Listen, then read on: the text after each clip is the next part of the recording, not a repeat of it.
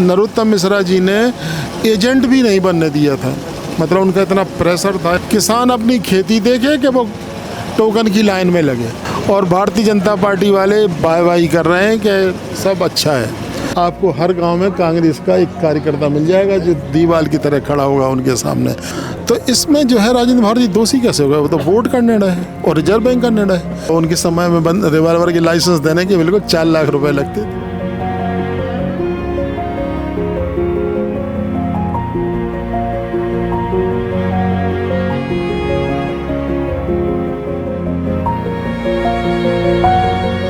तो न्यूज़ कोठरी की टीम आ चुकी है दतिया उपचुनाव की नब्ज टटोलने, ये देखने कि यहाँ पर राजनीतिक माहौल क्या है और जनता अपना जनादेश किसके नाम पर दर्ज करने वाली है।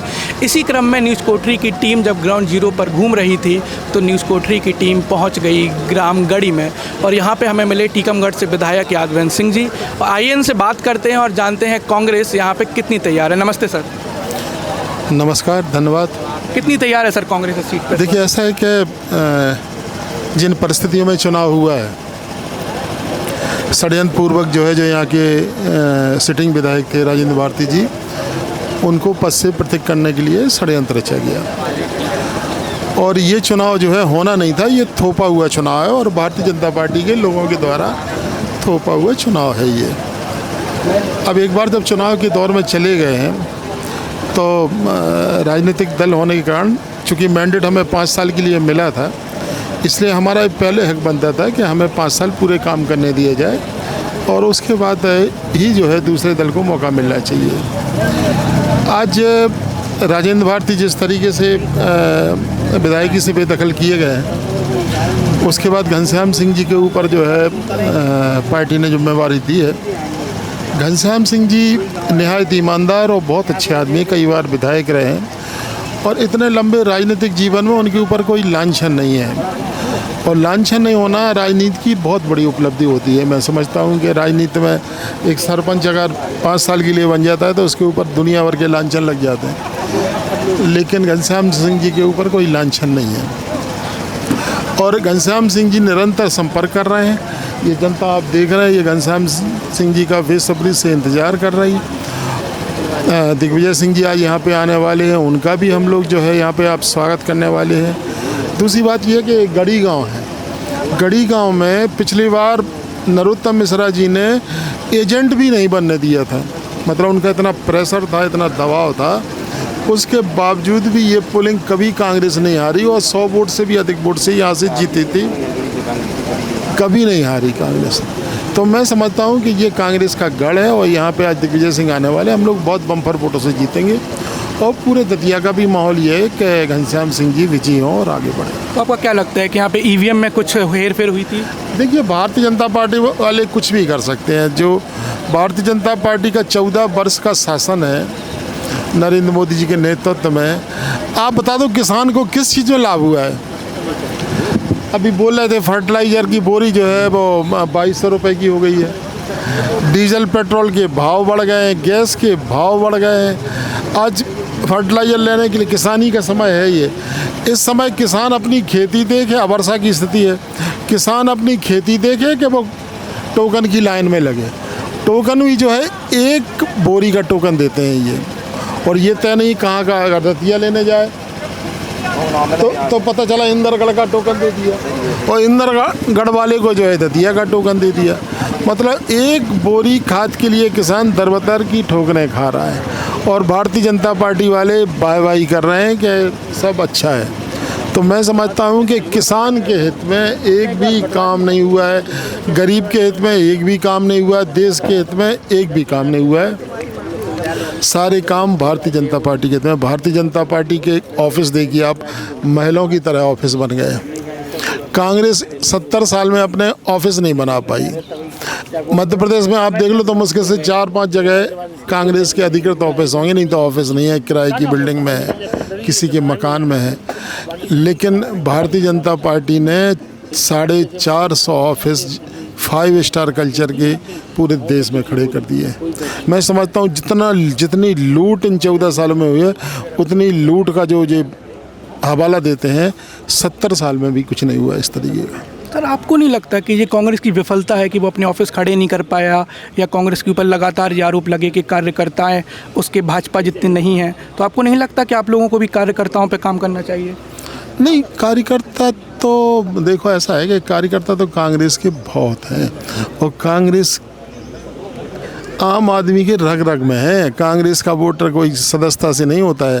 आज भी इतने सालों के बाद, इतने उत्पीड़न के बाद, इतनी परेशानी के बाद आपको हर गांव में कांग्रेस का एक कार्यकर्ता मिल जाएगा जो दीवार की तरह खड़ा होगा उनके सामने और पोलिंग जिता रहा। मैंने कहा ना कि गढ़ी ऐसी पोलिंग है कि आज आज़ादी के बाद से लेकर आज तक यहाँ हारे नहीं है, और नरोत्तम का पूरा दमन चला है, उसके बावजूद नहीं हारे हैं। तो ये विफलता नहीं है। हमारे लोग भ्रष्ट नहीं थे। हमारे लोग जो है आम आदमी से वसूल करके ऑफिस नहीं बना रहे थे।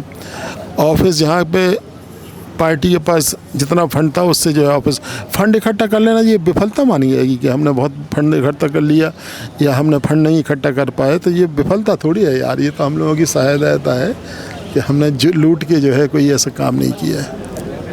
तो सर नरोत्तम मिश्रा हो या भाजपा हो, बार बार ये कह रही है, अभी आपने कहा कि षड्यंत्र के तहत भारती जी को हटाया गया, लेकिन उनका ये कहना है कि उनके ऊपर आरोप नहीं है बल्कि वो दोषी हैं। तो आपको क्या लगता है? एक हम आपसे बात कर रहे हैं, हम भी बरसों से कोऑपरेटिव मूवमेंट से जुड़े रहे हैं। बैंक में हर बैंक, चाहे राष्ट्रीयकृत बैंक हो, चाहे कोऑपरेटिव बैंक हो, चाहे कोई भी संस्था हो, अपने यहाँ एफडी कराती है, ठीक है। और एफडी के रेट कौन तय करता है? रिजर्व बैंक तय करता है कि आज आप एफडी कराएंगे तो हम 5% देंगे, फिर उसका 7% देंगे, फिर उसका 9% देंगे, फिर जो है किसी बुजुर्ग के नाम की अगर एफडी होगी तो उसको 9% तक एफडी पे ब्याज दरें मिलेंगी। राजेंद्र भारती की माँ के नाम से एफडी थी वो, और वो एफडी पिछले 10 साल से थी।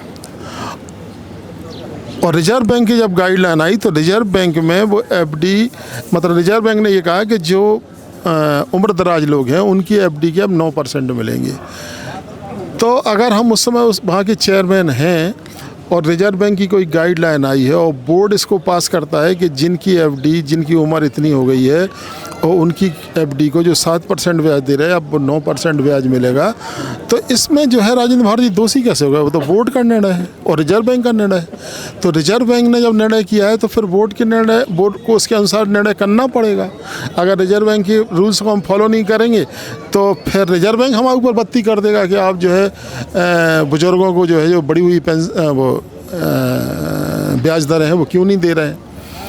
तो राजेंद्र भारती सीधे तौर पे कहाँ इसमें दोषी है? उनकी माँ जो है आज 90-95 साल की होंगी।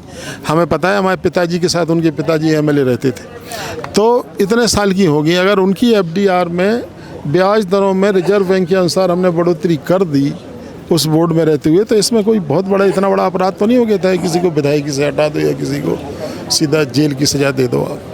तो आपको लगता है कि कोर्ट ने निष्पक्षता से इसको निर्णय नहीं देखिए, लिया? कोर्ट भी अब राजनीतिक हो गए। कोर्ट अब जो है, कोर्ट वैसे नहीं रह गए हैं। कोर्ट जिस तरीके के कोर्ट थे, हमारे राजकुमार भाई बैठे हैं, राजकुमार के ऊपर तो कोनो आरोप, ये तो कितने साल भर जेल में रह के आ गए, 1.5 साल जेल में रहे। तो ऐसे कितने उदाहरण आप कितने लोग खड़ा कर दें आपके सामने, लेकिन राजकुमार तो दम से खड़े हैं। और भारतीय जनता पार्टी ने, चाहे नरोत्तम हो, जेल में जाना, दतिया तो सबसे ज़्यादा चाहे नरोत्तम हो, चाहे गोविंद हो, चाहे भूपेंद्र हो, ये सब अपने अपने क्षेत्रों में दमन चलाते हो और दमन के कारण जो है ये सब राजनीति कर रहा है। उसी का परिणाम है कि नरोत्तम का टिकट कटा जाए। कांग्रेस ने लंबे समय तक नरोत्तम को इस बात पर घेरा है कि आप कट्टे के लाइसेंस देने में अपना उसमें पैसा खाया करते थे, तो अभी भी आप उस आरोप पर लगे हैं? बिल्कुल, हम तो आपके पास 4-5 नाम लेके बता देंगे जिनने जो है 2 लाख से लेके 4 लाख रुपए तक दिए थे।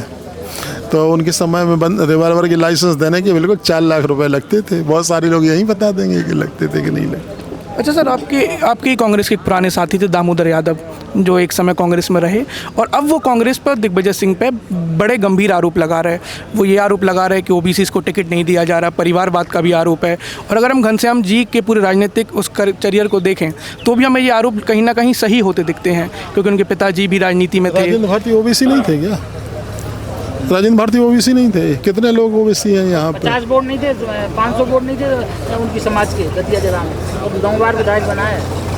ऐसा नहीं कह सकते। ओबीसी जहाँ पे डिजर्विंग है कैंडिडेट, जहाँ पे जीतने योग्य कैंडिडेट है, उसको हम लोग केवल इसलिए ओबीसी को टिकट दें कि साहब ओबीसी ही लड़ना चाहिए, तो ये तो राजनीति में तर्क ठीक नहीं है। हमारा मतलब ये है कि मिलना चाहिए, उनकी भागीदारी होनी चाहिए और उनकी नौकरी में भी भागीदारी होनी चाहिए। अभी जो है 27% आरक्षण की बात चल रही है, कमलनाथ जी दे गए थे, तो अब तो मोहन यादव है, वो क्यों नहीं दे रहे आरक्षण उनको? वो क्यों जो है दबाए बैठे हैं उसको? जबकि सुप्रीम कोर्ट और हाई कोर्ट बार बार ये निर्देश दे रहा है कि ओबीसी को आप आरक्षण दीजिए 27%, लेकिन नहीं दे रहे। तो ये तो सब राजनीतिक बात है, राजनीतिक बातों से कुछ नहीं होता। दामोदर भाई की भी महत्वाकांक्षा बहुत होगी कि हमें राजनीति में आगे बढ़ना है, लेकिन वो अपनी बारी का इंतज़ार करते हैं। उनको बहुत बड़े बड़े पद मिले हैं, कांग्रेस में महामंत्री थे प्रदेश के, उन्हें बहुत बड़ी जिम्मेवारी भी दी गई थी। लेकिन ऐसा थोड़ी कि टिकट ही के लिए केवल, बहुत सारे लोग हैं यहाँ पे जो संगठन की लाइन में खड़े हैं। वो तो यहाँ तक कह रहा है कि उन्हें कांग्रेस का ऑफर भी आया था चुनाव लड़ने के लिए। चलो, अब वो जिस पार्टी में उसमें खुश रहें और इंतज़ार करें कि 15,000 से ऊपर बढ़ जाएं, उससे नीचे रहेंगे, ऊपर नहीं जाएंगे। तो आपको क्या लग रहा है कि दामोदर यादव जो आपका एससी और ओबीसी का वोट है जो कांग्रेस की तरफ आता है, उसमें कितना डेंट मार पाएंगे? ओबीसी तो नहीं दे रहा उन्हें, कुछ चंद्रशेखर के कारण कुछ एससी के वोट मिल जाए तो मिल जाए, लेकिन इस इलाके में कहीं पे ऐसा दिखाई दे नहीं रहा है कि कोई उन्हें वोट कर रहा है। अब हम तो कह रहे हैं कि वो 15,000 से ऊपर बढ़ जाए तो अपन लोग मानेंगे कि बधाई देंगे उनको। फिर बात करने के लिए बहुत बहुत धन्यवाद सर आपका।